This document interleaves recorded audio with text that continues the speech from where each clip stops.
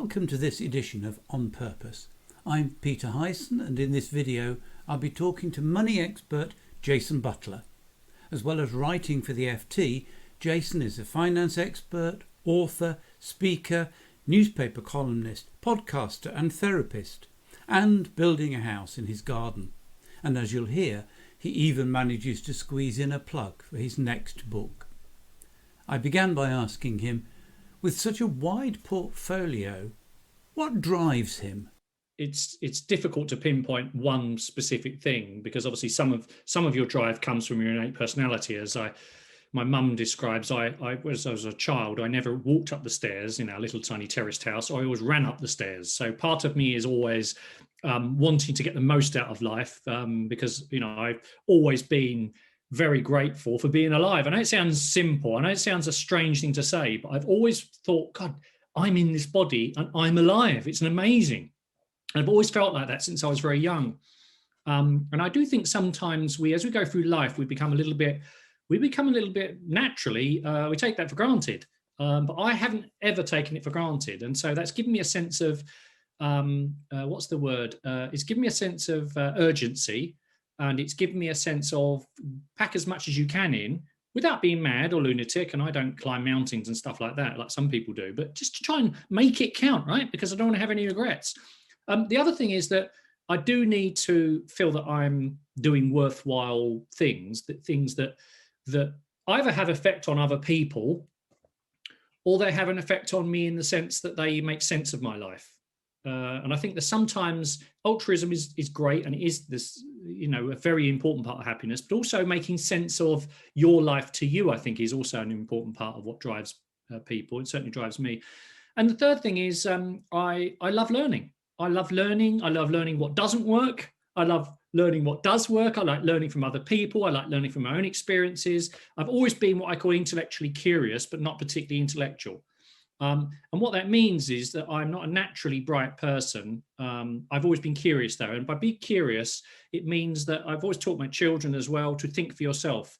So I embraced being an atheist when I was about 21, having sort of delved into things like the Bible and the Quran and stuff like that. And I'm a thinking atheist, in the sense that it suits me. And I don't have any problem with people who have faith. But my view is think for yourself, be curious about the world, question stuff. What if we could do it this way? Why do people do that? Why do people react in that way? Why do people laugh? Why do people get depressed? Why do some people accumulate financial wealth? Or why do some people get status and some people don't? And I find that curiousness and restlessness with the status quo, but still be grateful for what you have, is kind of that's what drives me. I think it's that unusual melding of three tectonic plates of those three key areas. You talk about those sorts of things that drive you. And I know, as I said earlier, that you've had a portfolio of careers. So you also write and talk about coming into a number of cul-de-sacs. Tell us a little bit about the cul-de-sacs.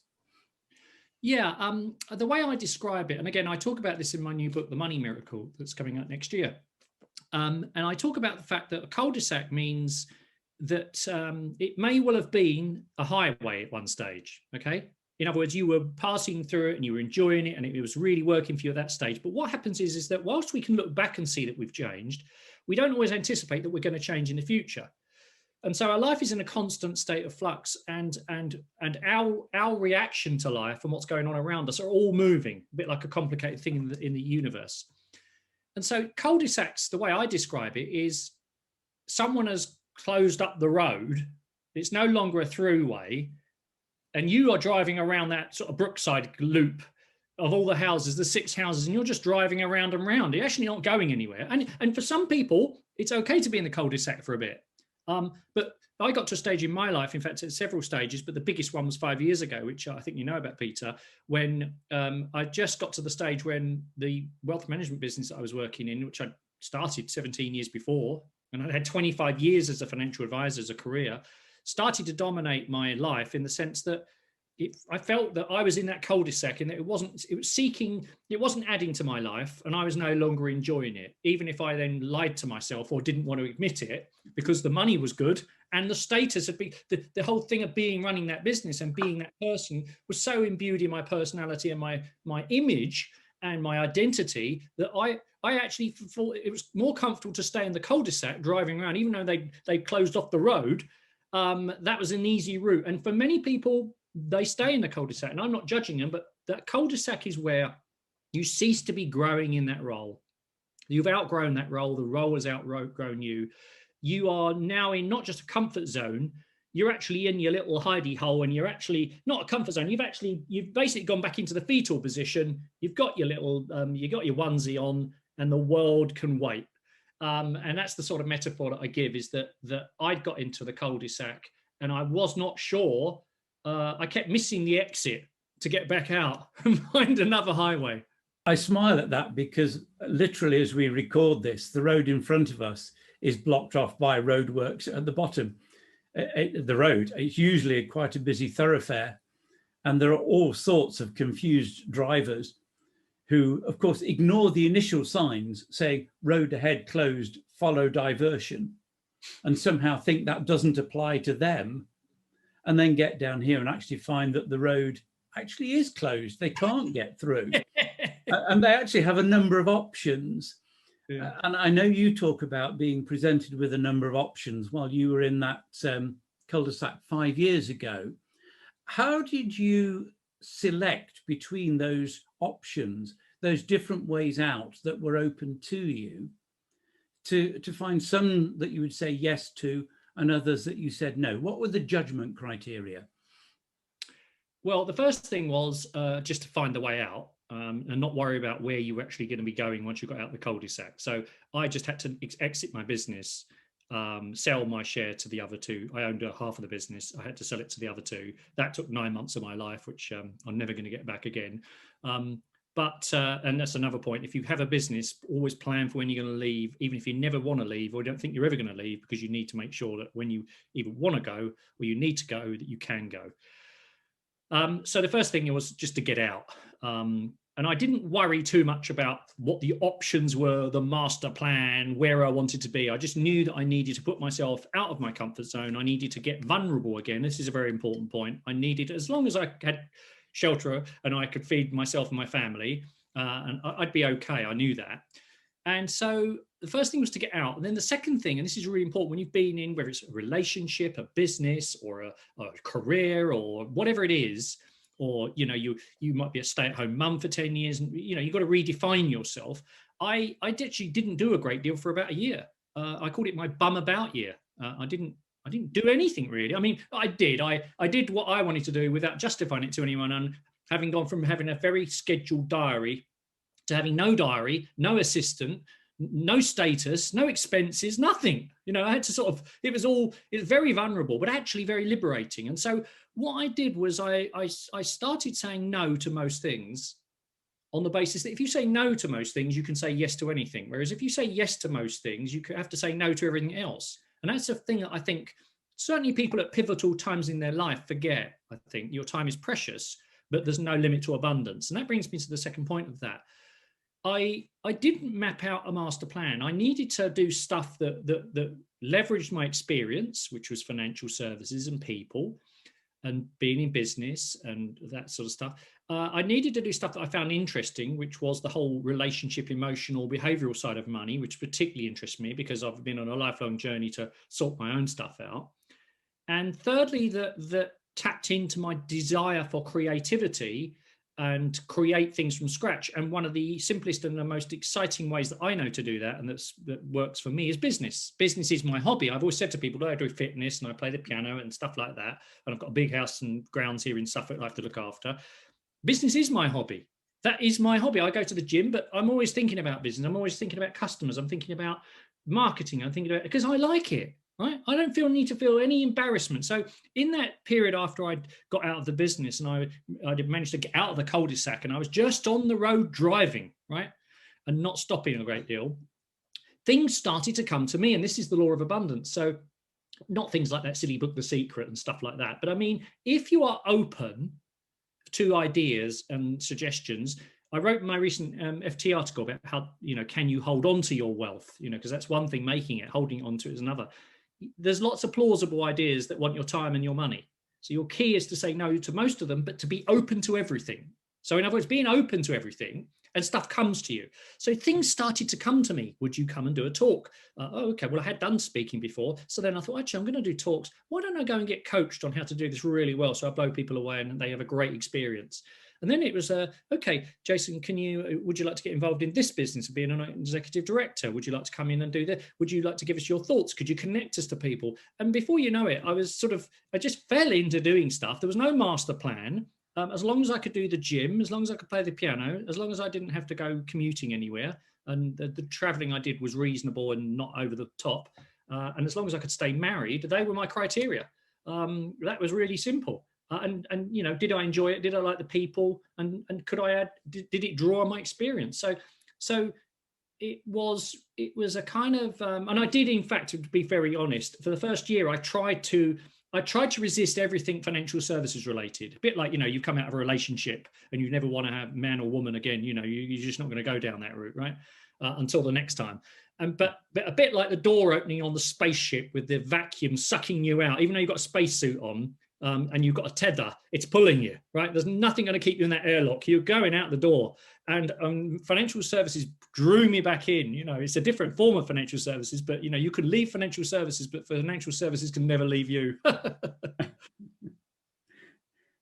So let me then take you forward in time, and what you would like people to say about you when your career and when life is over, if you like.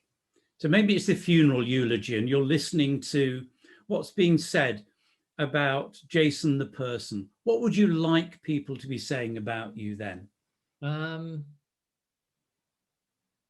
It's an interesting one because it changes, right? And I would say to all the people but it is important to think about. It's a bit narcissistic thinking about this, but it does actually make you live life, I think, on purpose. I think I'd like people to just say he was a man of integrity and principle. He tried his best, and he, through his work and his activities and his role as a father and an individual, that he helped people in a small way be the best version of them and live the best version of their life, whatever that is. So not to say my life is the right way. And that I think that I, on balance, added far more to society and the world than I took. I think that's really simply all I would want to know. As an aside to that, my late father-in-law, who I was much closer to than my late father, who died, my late father-in-law died in 2018. He said to me once, Jason, he said, you are very honest, aren't you? And that's because he wasn't a crook, but even his time as a sales rep, he'd done a bit of what he calls extracurriculum earnings, little bits and bobs, which he didn't think was dishonest, but I did. And he always remembers the story of, we came out, my wife and I, this is about 25 years ago, we shopped in Sainsbury's when they first brought these things in where you did your self-scanning. And when we got to emptying the trolley into the back of the car, we found a bottle of champagne was on the bottom because we had so much gear, or a couple of bottles of champagne on the bottom. And I said, I don't think we paid for those. I said, what are we going to do? And no, my wife said, well, so what? Just look at it as, we're not going all the way back to the, I said, we are. I picked the two up and I went all the way back to this great big hypermarket, right back to the supermarket, said to the lady on customer services, we forgot to pay for these. We went out and we didn't mean to. I'd like to pay for them. And she said, I can't believe that you brought that, but no one would do that. I said, well, I'm not nobody. I said, I know, and I'd like to pay for them, please. So she then said to me, we'll let you pay for one and we will give you a gift voucher as a show of goodwill so you can have the second one for free. And all we ask is, she goes, because I think that was a very nice thing to do. And so I came out and I said, we did get a free bottle of champagne because I took it back to pay and the lady wouldn't let me pay for both of them. And that's the point, is that whatever you do in life, having principles and being a person of character doesn't mean you're perfect, doesn't mean you don't make mistakes, doesn't mean that you don't have things in your life you regret, but you held your head up high and say, I didn't do anything dishonest or underhand intentionally. And I did my best, and I'm a person of character. Because if you've got character and good intent and a strong work ethic, you'll always get ahead in life and you'll always feel good about yourself. And I think the other side of that you mentioned earlier on, but a good point to end on really, is that it's also, you make a difference in other people's lives. So those values and that sense of purpose for you means it's important for helping and making a difference in other people's lives. Absolutely. And I think another thing is very important, just to thinking about this, is that I didn't have natural empathy as a child because my needs weren't met for security and love. Okay. And it's not a big tree hugging session, this, it's not a therapy session, but I'm just saying lots of people have suboptimal, I would use it, childhoods. Don't blame your parents and your upbringing, and don't blame the programming that went wrong. What you have to do is write new code. You have to run new programs, and you have to start standing up for yourself. And I don't blame my mother's very ill at the moment, and I don't think she'll probably see Christmas. And I have a very difficult relationship with her, but I don't blame her. And what I do now is I draw on all of those, I call it the topsy-turvy years, to actually, I use the stories, I use the feelings of wanting more control in my life. I use that as a positive and say, okay, I can't change it, and I can't, as the Stoics say, what you can control and what you can't control. You need to know the difference. I can control how I respond to things, how I think about the past, the things I choose to do in the future, the people I associate with or do anything with. And I think that general empathy for others, acceptance of things that haven't gone well in the past, and let the past go, because we spend a lot of time ruminating about the past or worrying about the future, as opposed to actually, as Eckhart Tolle says, do you have a problem right now? Most people don't have a problem right now. Most people, we're alive. We've got this wonderful thing of living in a democracy, and air and water, and we can eat and we can associate, even if it's virtually, and it's wonderful. And I think that focus on gratitude, what we have, the moment we have at the moment, and whatever you're going on in your life, and I know some people have got health issues and mental health, it could always be worse. If you can just say it could always be worse, because the worst thing could be you could not be alive. And I'm not trying to poo-poo people's situations, but I just think that general approach of approaching everything with that, I've got this wonderful opportunity for today. And although we want to set goals for the future, and we want to, have reminisce about lovely things in the past and experiences, the more we can live in the present, but with an eye on the future, just a general direction, I think the more happier, fulfilled, and more engaging and purposeful we'll be as humans. And remember, I think that we're just human. We're imperfect, and that's perfect enough. Jason, that's great. Thank you. And a particularly good point to end on, because I think what you seem to be saying there is one of the things you've learned is there's more than one perspective, more than one story that we can tell about what's happening to us at the present, and also what's happened to us in the past. And that's something we as Next Chapter Retreats, we're very keen to spend time doing, looking at what happens to our memories and the way it drives us forward if we look at them from a different perspective, a different person in the story, or just a different interpretation on it. Absolutely. Really grateful. Jason, thank you very much indeed.